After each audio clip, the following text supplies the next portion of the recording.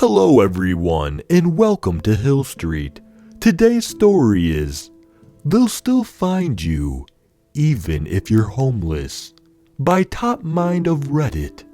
If you end up enjoying this story, please leave a like, and if you enjoy hearing stories from me, please subscribe and become a resident of Hill Street and let me know how I'm doing in the comments. Now, let's get to this nightmare. I hadn't given the situation that I now find myself in much thought before.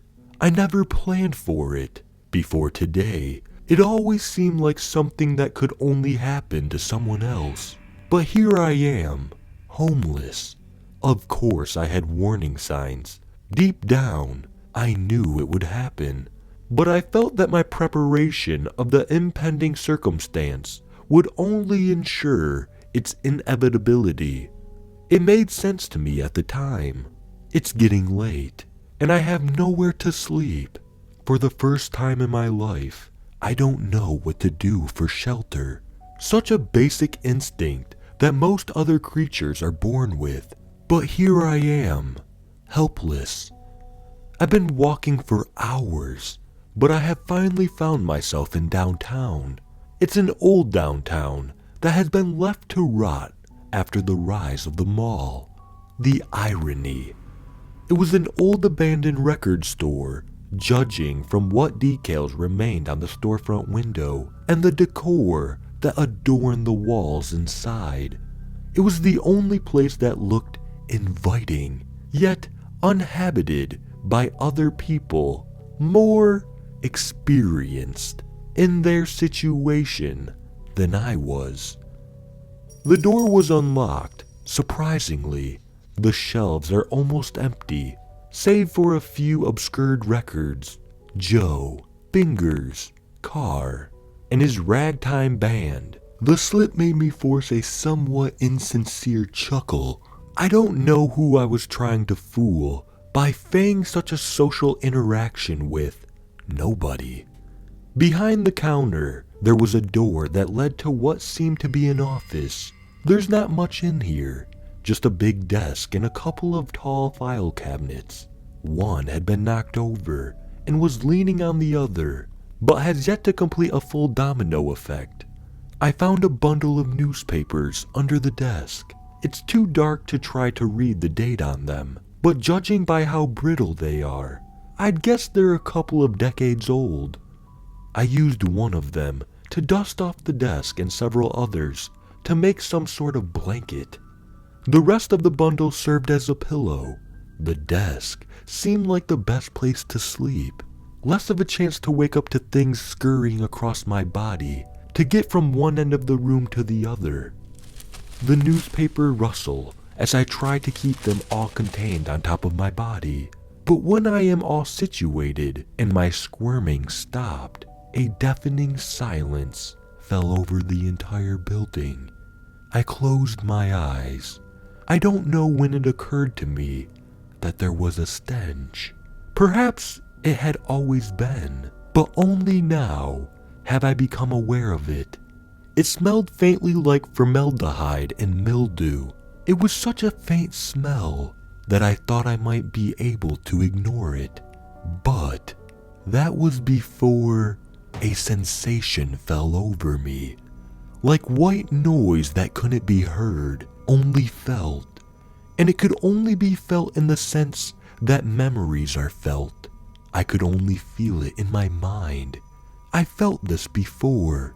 It's the feeling of someone watching me. I open my eyes and dart them around the room. It's very dark, but it's not pitch black.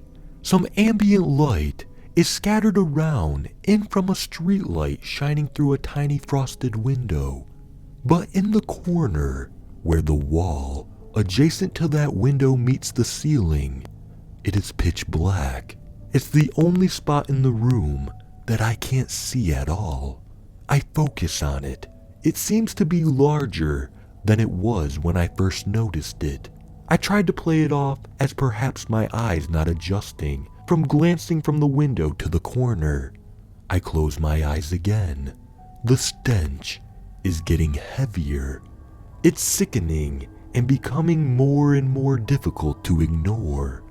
I entertained the idea of getting out and finding someplace else to sleep. I open my eyes. The black corner has grown even larger. It grows as I watch it now. It begins to make a sound. It sounds like the low reverberations of a distant foghorn or heavy metal being slowly scraped across the floor in a big empty room. The sound is quiet yet powerful. Its rumble causes the bile to dance in my gut. Wide-eyed and terrified, I watched as limbs begin to appear from the dark of the corner. They unfold from the blackness to reveal that it was the blackness all along. Its limbs are long like a spider monkey's, and either hair or rotted flesh dangle from them. It braces itself in the corner as its head rises up from behind it. I can't tell if it's looking at me, but it no doubt knows I'm here. It can hear my heart beating so hard against the newspapers that it makes the sound of running on dry leaves. It slowly crawls down to the floor, where I lose sight of it for just a moment before its elbows appear above the edge of the desk and pulls itself up with insect-like movements.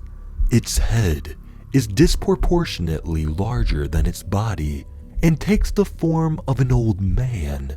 It has only scarred, wrinkled flesh where its eyes should be, and its mouth is wide open, screaming. The sound that it has been making is the sound of its screams. It draws closer, climbing over me. Its limbs are so long, it can still reach the floor on both sides of the desk.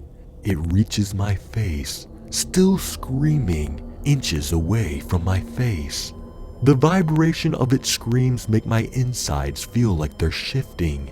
I feel nauseous. It stops. It stops screaming.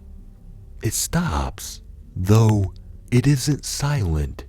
It makes long, laborated gasps of air while it stares, eyeless, at me. It leans in closer to my ear. I have been. It takes a long, pained gasp of air before continuing. Searching for you. The creature says with a harsh, raspy whisper. I can't contain my trembling fear, and I begin to cry. You have? The creature exposes jagged, rotted teeth as it grins like it's about to devour the useless, sniveling wrench that lies before it. Yes, it says. Why me? It takes another long, whining gasp of air. We've been trying to reach you about your vehicle's extended warranty. Guys, how do I tell them to take me off their list?